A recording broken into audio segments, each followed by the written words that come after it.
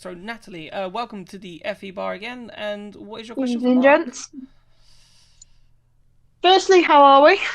Good. We're all good, thank you very much. And then, obviously, Mark, with your Formula E experience as team principal for Techeetah in its various guises, how are you planning to use that experience to not mentor as such, but how are you planning to use that experience in your new role at Lola? Yeah, I mean, I probably one of the biggest things I always talk about is that you got to know how to win.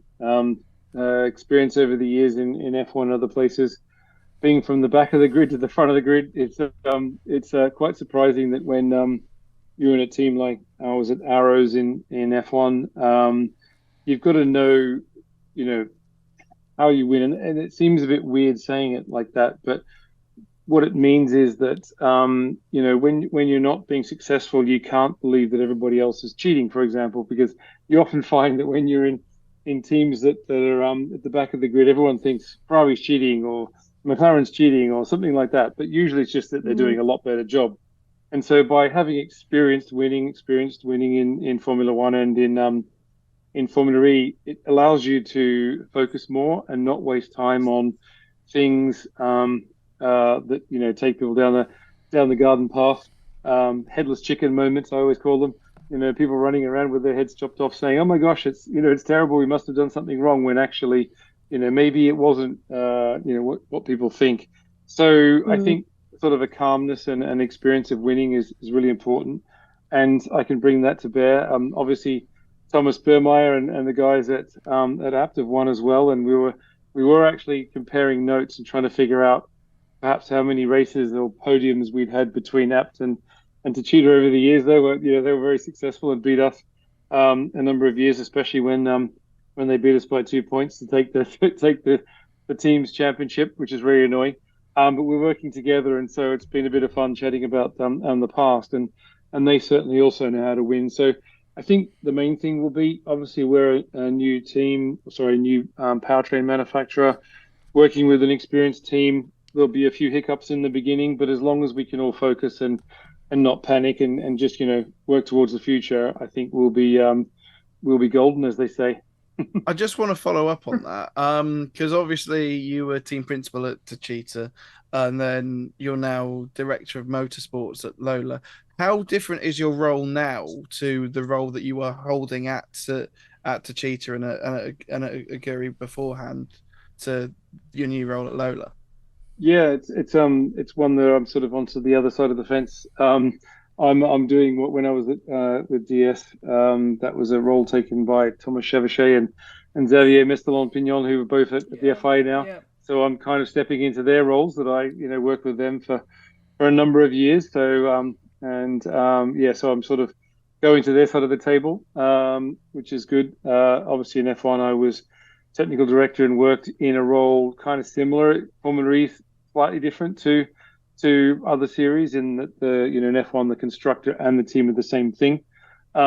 In Formula E, obviously we're working with the powertrain on the powertrain with Yamaha and working with Apt. So I've sort of seen that role from the other side, and it's an interesting time. But again, I've kind of done that role in a different way when I was in F1, and we've got some great experienced people at Lola who've worked in all sorts of sides of motorsports, as from the Formula One engine side, electronic control systems. We've got some great people, and so we don't have a lack of, let's say, knowledge within the team. So I think we'll work well together, and it's always interesting doing something slightly different.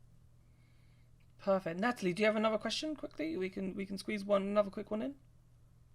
So yeah, just to follow up on the Yamaha partnership, obviously, um, with Lola and Yamaha together, how has that been for you? Because I know Techeetah have just been DS. Yeah, so I was lucky enough to work with Honda for many years in F1 and got to know my Japanese colleagues at Honda, and so it's been really good. I love working in Japan. It's a great place. If you ever get a chance to go there, it's certainly worth the experience. And working with the Japanese engineers is really amazing. So we've been enjoying ourselves. We've been working away for probably sort of 18 months, 2 years in the background, getting to know each other over the last 2 years and working closely together. So yeah, I really like working with car companies because they have a dearth of experience in different ways. They've got so much resource in different ways, all sorts of experts that have had experience of doing all sorts of powertrains and things over the years, and that's why I love working with car companies or bike companies in this case. Although Yamaha does all sorts of things, ATVs. Piano companies. Yeah.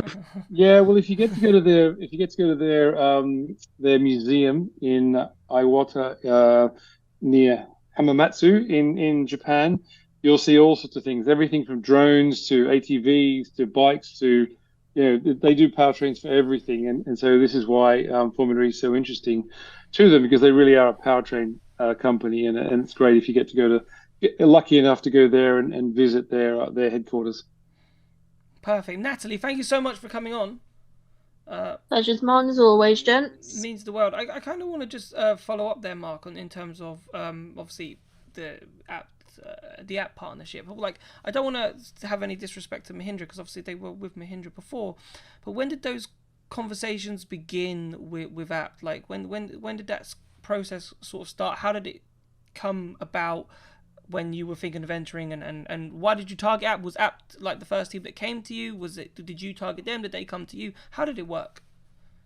So I think you guys know Keith Mount, who's a commercial director of Lola. He's a very good salesman. He knows you got to keep all doors open. I think that's basically the learning experience, and perhaps that's something some of your listeners will be interested in.